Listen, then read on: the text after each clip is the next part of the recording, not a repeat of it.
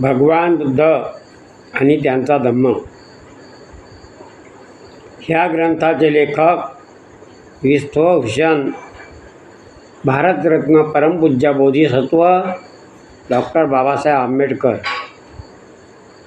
हे या ग्रंथाचे लेखक आहेत. भगवान बुद्ध आणि त्यांचा धम्म या ग्रंथातील षष्ठखंड म्हणजे 6वा खंड चालू असून 6व्या खंडातील भाग 3 आपण पाहत आहोत. भाग 3मधील चॅप्टर 3 आहे अहिंसा तत्वाचे टीकाकार. काय नाव आहे? अहिंसा तत्वाचे टीकाकार. त्याच्यावर आज आपण व्हिडिओ बनवणार आहोत. त्या अगोदर समर्पण घेऊया आणि मग व्हिडिओला सुरुवात करू. सुख बुद्धानुमुपादो सुखा सदाम देशना सुखा संघर्ष सामगी समागान तपो सुख. सुखात बुद्धाचा जन्म, सुखकर सद्धम्म उपदेश, सुखकर संघ एकता, सुखद समूह तपस्या. धम्मपद बुद्धवगो 1494. समर्पण संपलेलं आहे. आजच्या व्हिडिओला आपण सुरुवात करतो. अहिंसा तत्वाचे टीकाकार.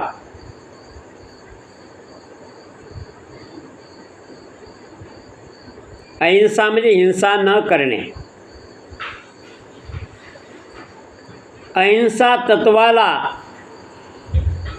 ज्यांचा विरोध होता असे काही लोक होते.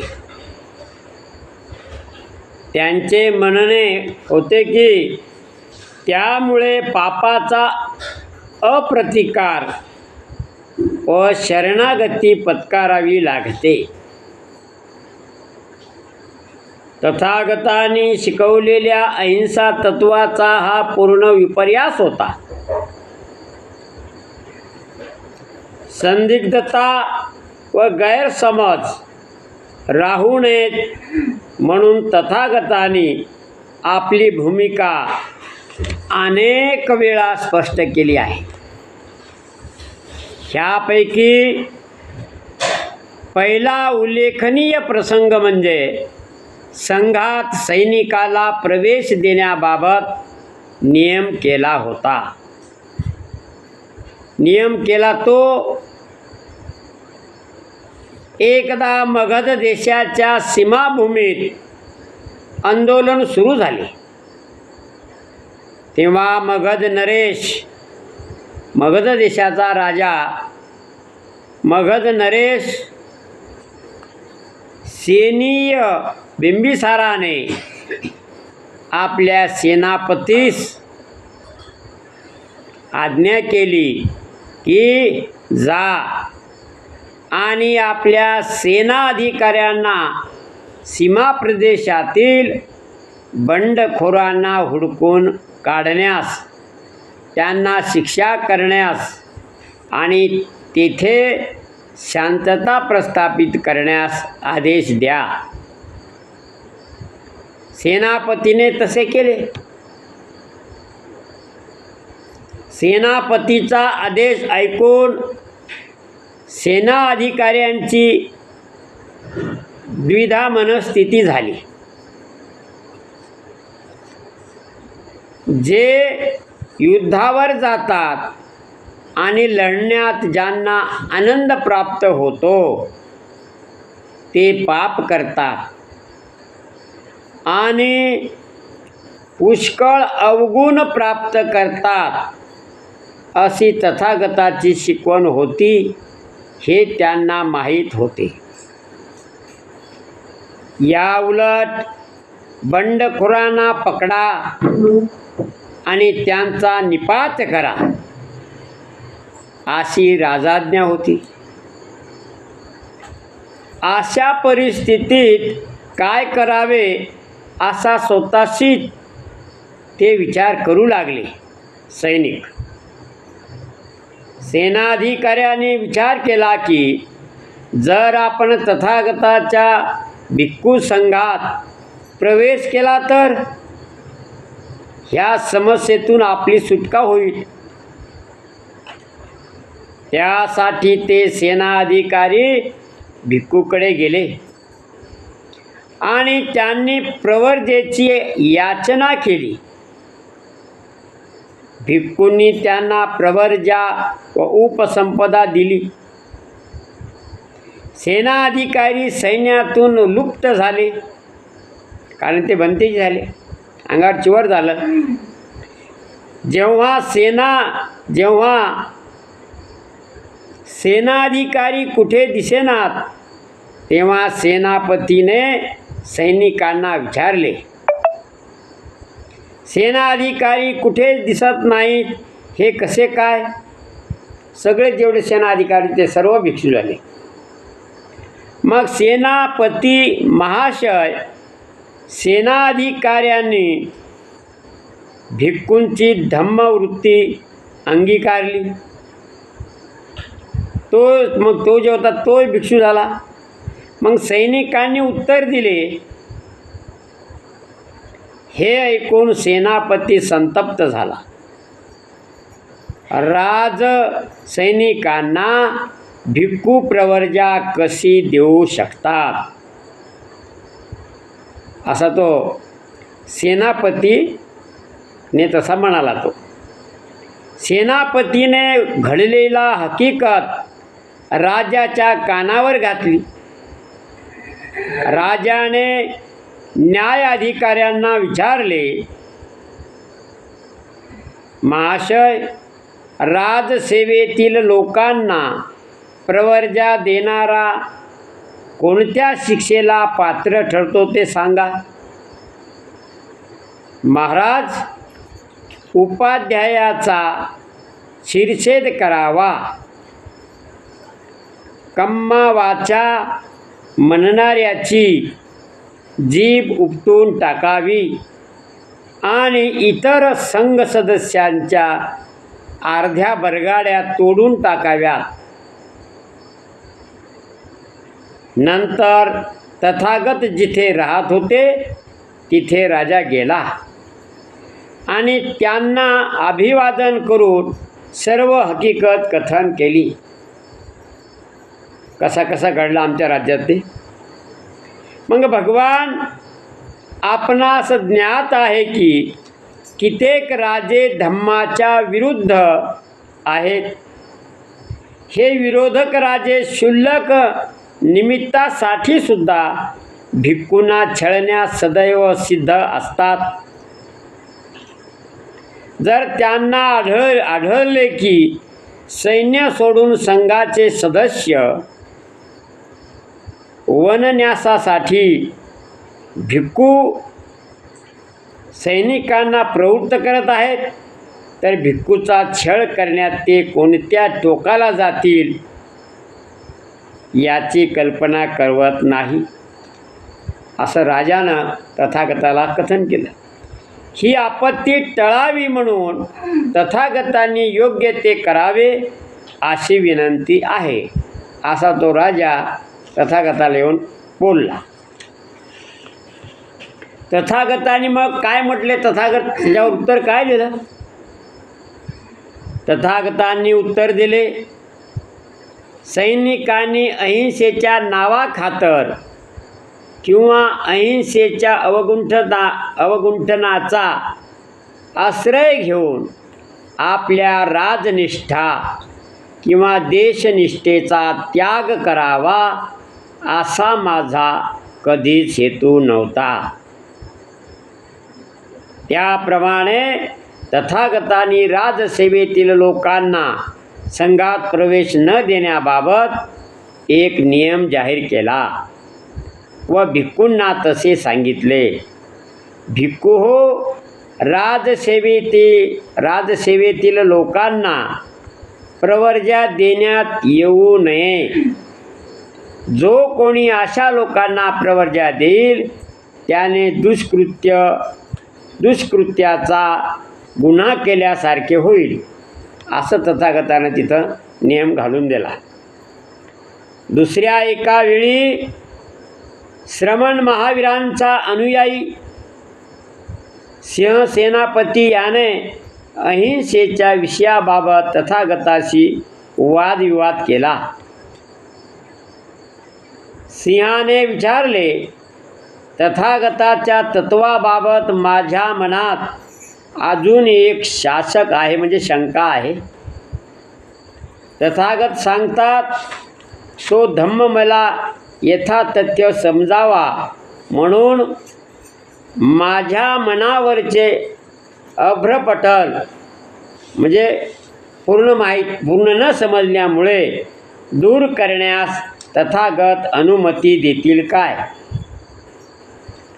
तथागतानी अनुमती देताच सिंह म्हणाला, काय म्हणाला तो?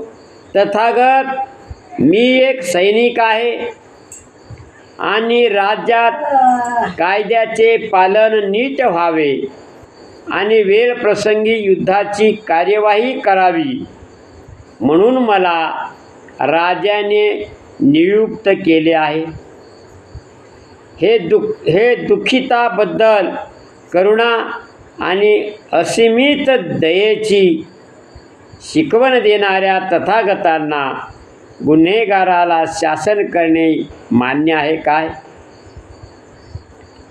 दुसरे म्हणजे आपली घरे बायकामुळे व चीजवस्तू ह्याचे रक्षण करण्यासाठी युद्धाचा मार्ग पत्करणे हे चूक आहे असे तथागत सांगतात काय?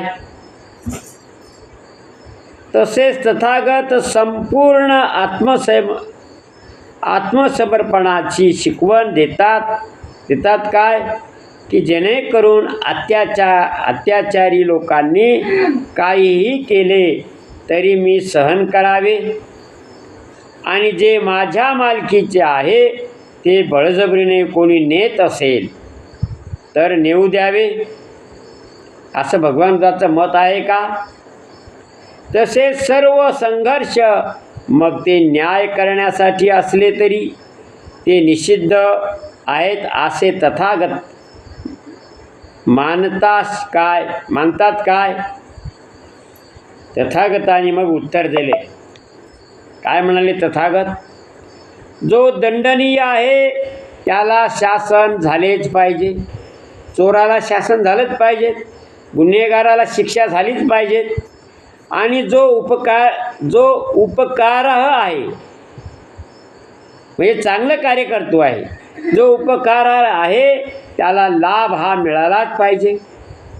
ह्याबरोबरच कोणत्याही प्राणीमात्राला अपाय करू नये, उलट त्याला प्रेमाने आणि दयेने वागवावे.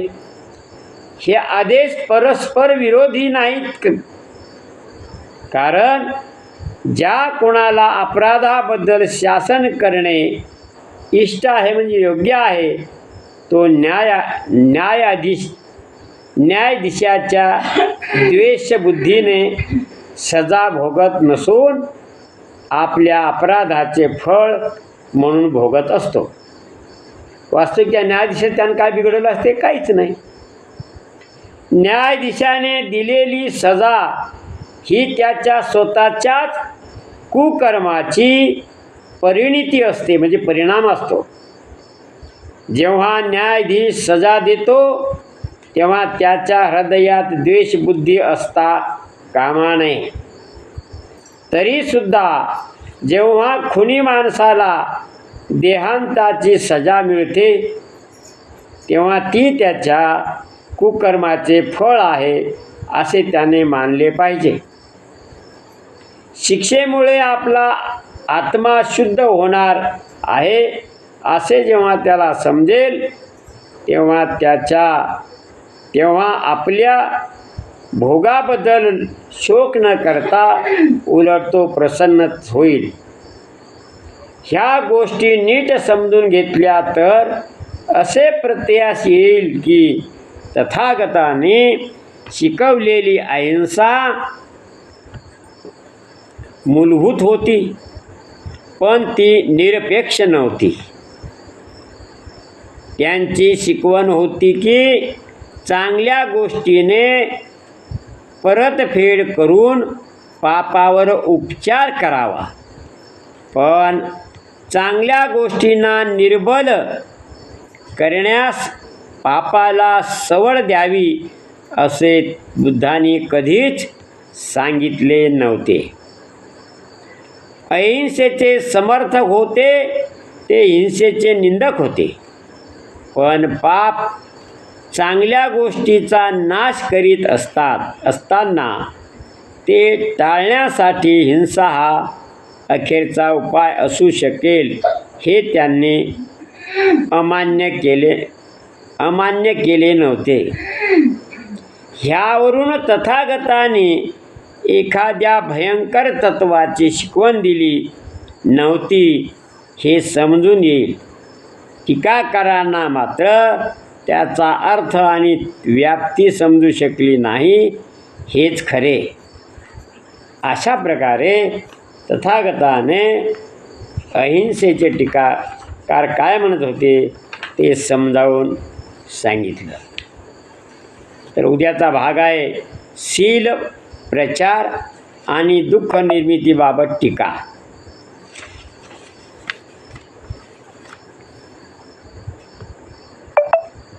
सर्वांचं मंगल हो. आजचा व्हिडिओ आपण इथे थांबवत आहोत. सर्वांचं मंगल हो. जन जन मंगल, जन जन मंगल, जन जन मंगल होए रे. तेरा मंगल मेरा मंगल, सबका मंगल होए रे. सर्वांचं मंगल हो. सर्व सबस्क्रायबर बंधू भगिनींना माझी नम्र विनंती, भगवान बुद्ध आणि त्यांचा धम्म ह्या ग्रंथावरील व्हिडिओ आपण लाईक, सबस्क्राईब आणि शेअर करावेच,